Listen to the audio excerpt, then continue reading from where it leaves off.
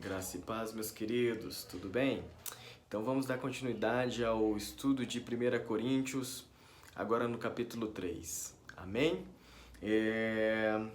No começo desse capítulo 3, no versículo 1, nós já percebemos Paulo ali exortando o povo, né? No finalzinho do capítulo 2, vocês vão perceber lá que Paulo está falando assim, olha, coisas espirituais são discernidas por homens espirituais, homens naturais não percebem as coisas espirituais, né? Nós temos a mente de Cristo, por isso nós conseguimos discernir discernir as coisas espirituais, porque o Espírito de Deus conhece a mente de Deus, tem os pensamentos de Deus e ele habita em nós. Então nós temos a mente de Deus, portanto, nós discernimos as coisas espiritualmente, né? Mas eu tenho uma impressão que Paulo também está exortando aquele povo a uma humildade, né? Quando ele diz assim, olha, eu, porém, irmãos, no versículo 1 do capítulo 3, eu, porém, irmãos, não vos pude a falar como a espirituais, e sim como a carnais, como a crianças em Cristo, né? Paulo então está falando assim, olha, vocês não são homens espirituais, vocês não são maduros na fé.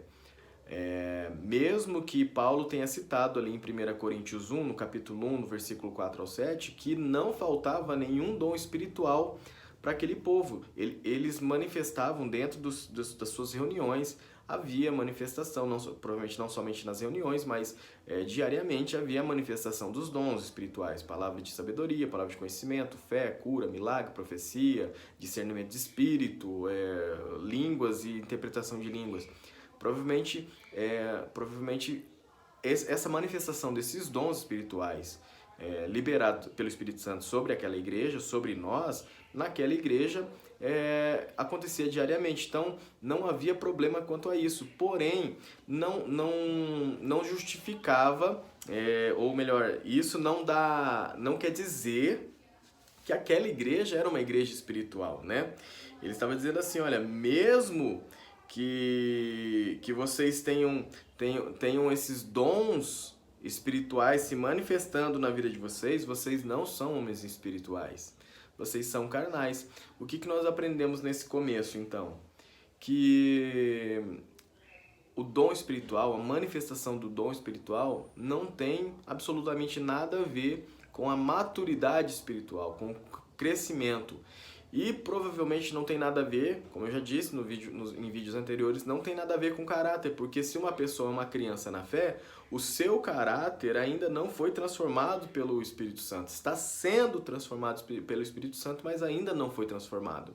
Então, percebemos aqui que os dons espirituais se manifestam conforme Deus quer, para as pessoas que Ele quer, sejam elas crianças espirituais, né, homens carnais, né, como a gente havia dito já ali sobre homens espirituais. Existem 3 tipos de homens espirituais, homens que são homens regenerados e que discernem as coisas espiritualmente, homens naturais que não são regenerados e discernem as coisas naturalmente, e os homens carnais, né, que são homens regenerados, porém vivem como se não fossem regenerados, né?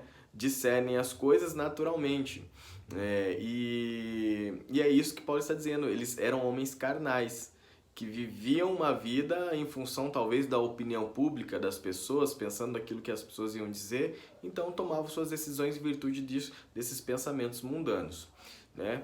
Então Paulo está dizendo isso, vocês não são maduros, vocês são crianças. Ele diz lá, olha, leite vos dei a beber, né? Não dava para ser alimento sólido. Eu tentei, não dava para trazer algo mais sólido para vocês, porque vocês ainda estão sendo carnais. E aí ele fala assim no versículo 4, olha, quando pois alguém diz, eu sou de Paulo, outro eu sou de Apolo, não é evidente que andais segundo os homens? Quando você está fazendo essa diferenciação, essa separação, não é evidente que você é carnal, né? Então Paulo está dizendo isso, né? Vocês não são espirituais, vocês são carnais. E eu quero fazer aqui uma observação, né? Eu não falei sobre Apolo nos vídeos anteriores e eu queria deixar aqui uma descrição de Apolo, né? Você vai encontrar algo falando sobre Apolo no livro de Atos, no capítulo 18, do 24 até o 28, você vai perceber ali falando sobre Apolo, né? Que ele era um judeu, um homem que pregava Jesus Cristo com bastante entusiasmo, mas que somente conhecia o batismo de João Batista. Então Priscila e Áquila, que eram discípulos de Paulo, encontram ele em Éfeso e acabam ensinando o caminho de o batismo com fogo, o batismo com o Espírito Santo, e ele então, provavelmente ali ele é batizado e ele quer sair então pela região da Acaia ali, que é essa região grega, né? Onde Corinto se encontrava, e ele para em Corinto, e no capítulo 19, no versículo 1, você vai perceber ali que Paulo ele passa por Corinto e ele vê que Apolo está ali. Então Apolo está direcionando a igreja, está ensinando a igreja. Então a impressão que eu tenho quando eu leio esse versículo 1 ali de Atos 19 é que fala assim, olha, ali já está Apolo, então eu já não preciso mais me preocupar com a igreja aqui, porque eles vão crescer, porque esse cara é um cara cheio do Espírito Santo. E é só uma observação que eu queria fazer para vocês a respeito de Apolo, que eu não havia dito nada sobre ele, então eu queria trazer esse conhecimento a vocês. A partir do versículo 5 até o versículo 9, Paulo começa a exaltar a Deus, né? Independente de quem tenha realizado o trabalho ali, de quem tenha plantado, de quem tenha regado, ou seja, né, de quem tenha começado o trabalho, de quem tenha edificado sobre os fundamentos, Paulo ele está querendo dizer, olha, a glória vai sempre para Deus. A glória e a honra será sempre de Deus. É isso que Paulo está querendo ensinar aquelas pessoas, né? Ele diz assim no versículo 6, eu plantei e Apolo regou, mas o crescimento veio de Deus. Quando Paulo diz eu plantei, é exatamente a função de Paulo, né? Paulo plantou, ele implantava igrejas, ele começava um trabalho, ele abria ministérios, né? E Apolo veio e regou. Qual que era a função de Apolo? Apolo tinha a função de edificar a igreja, de construir a igreja, de trazer um crescimento a essa igreja, de ensinar a igreja os fundamentos básicos da fé cristã. Então essa era a função de Apolo.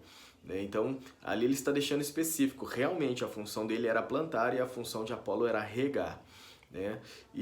Porém, o que ele está dizendo assim, olha, tanto eu que plantei quanto Apolo que regou, nós vamos ter o nosso galardão, né? Nós não precisamos nos preocupar.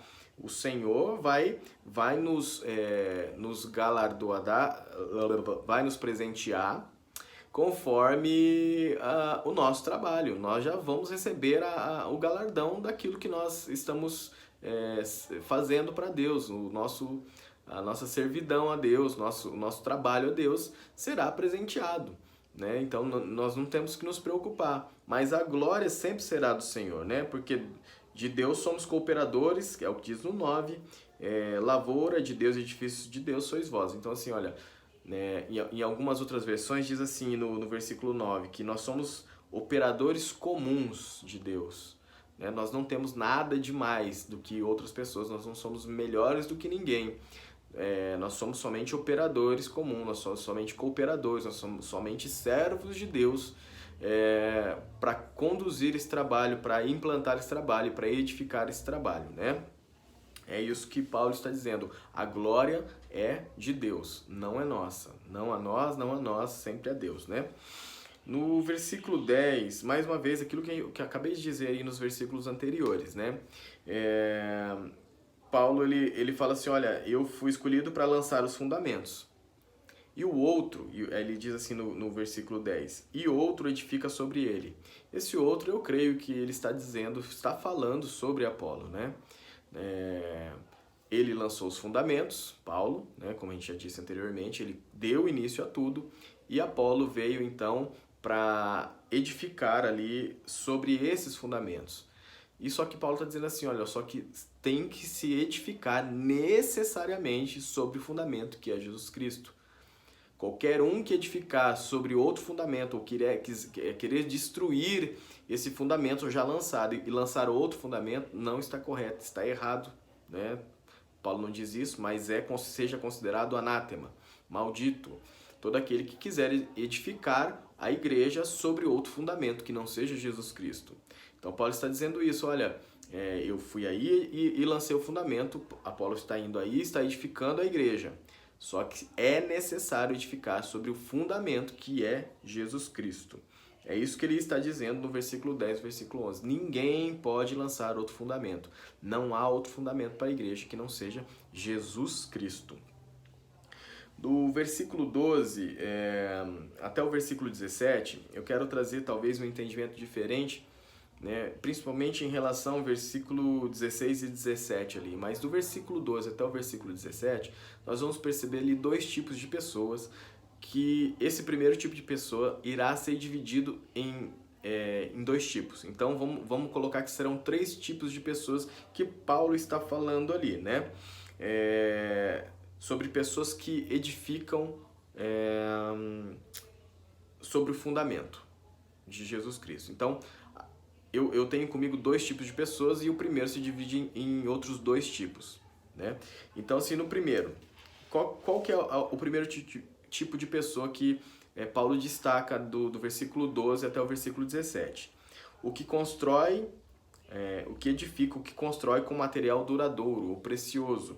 Nós vamos perceber ali no versículo 12, que diz assim, ó, contudo, se o que alguém edifica sobre o fundamento é ouro, prata, pedras preciosas. Então, nós vamos falar sobre esse primeiro tipo de pessoa, que constrói com ouro, prata ou pedras preciosas, né? Esse tipo de pessoa é aquele que edifica com material duradouro. E aí, logo lá no versículo 13, ele diz assim, olha, pois o dia a demonstrará porque está sendo revelada pelo fogo. Esse dia, eu fui ver no dicionário Strong, esse dia ele significa o dia, o último dia desta era, o dia do julgamento, o dia da volta de Cristo, né? Então tem esse significado. Então nesse dia, o dia que haverá esse julgamento, aquele que construiu com pedra, com prata, com ouro, prata e pedras preciosas, essa obra ela será provada pelo fogo. E essa obra construída com esses materiais duradouros, ela permanece. E se ela permanece, esse cara que construiu essas obras com ouro, prata e pedra preciosa, ele recebe o galardão disso. Recebe salvação e ainda recebe o galardão disso, né? Então agora vamos para o segundo tipo de pessoa. Aquele que constrói com material perecível, que é madeira, feno e palha. É o que diz ainda no versículo 12 desse capítulo 3 de 1 Coríntios. Né? Então existe um segundo tipo de pessoas, aquele que constrói com material perecível. Da mesma forma que o primeiro material, ela vai ser provada pelo fogo. E quando provada pelo fogo, ela vai se queimar. É isso que diz no versículo 15. Ela vai se queimar, né? No versículo 15.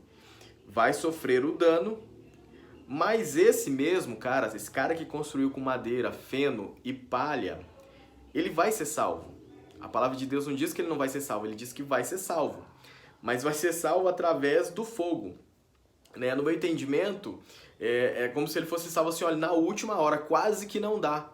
Ele vai ser salvo, no Japão a gente fala assim, no guiri-guiri, na medida ali, né? Então ele vai ser salvo dessa forma. Quase que não consegue, né? No último momento, por um pouco ele foi salvo, né? Então, assim, vai ser salvo. Aqueles que constroem, edificam a igreja, ou edificam sobre o fundamento de Jesus Cristo com madeira, palha e feno, vai encontrar salvação em Jesus.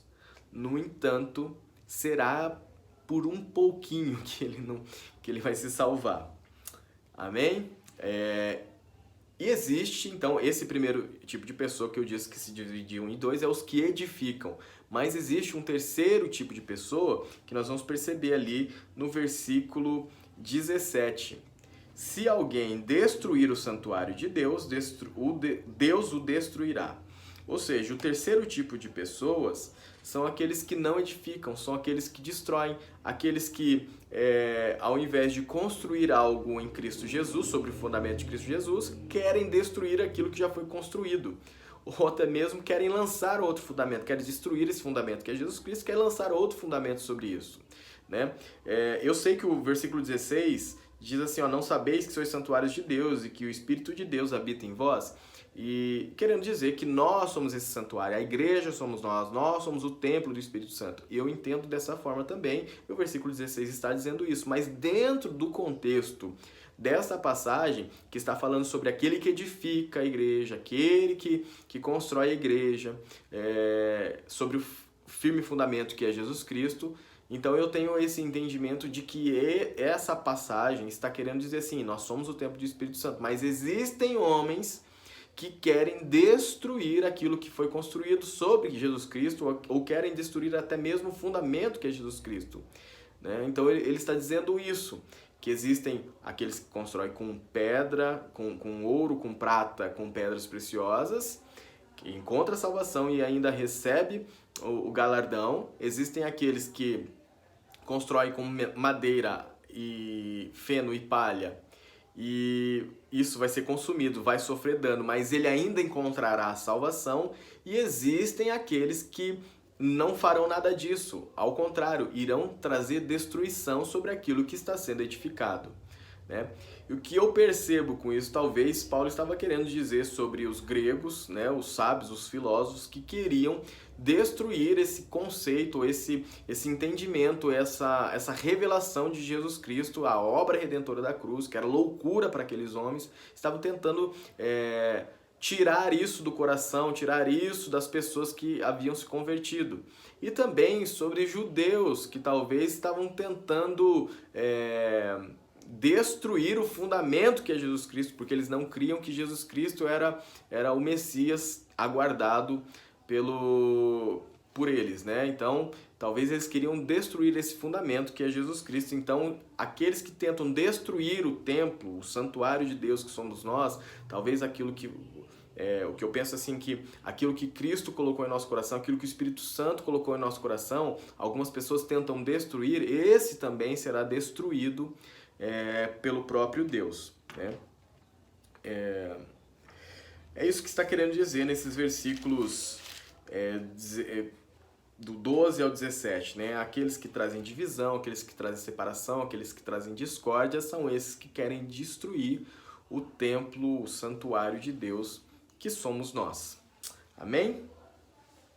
No versículo 18, ninguém se engane a si mesmo, se alguém dentre vós se tem por sábio neste século, faça-se estulto para se tornar sábio. Eu vejo esse versículo 18 e eu olho para Filipenses 3, versículo 7 e 8, diz assim: mas o que para mim era lucro, isso considerei por perda por causa de Cristo.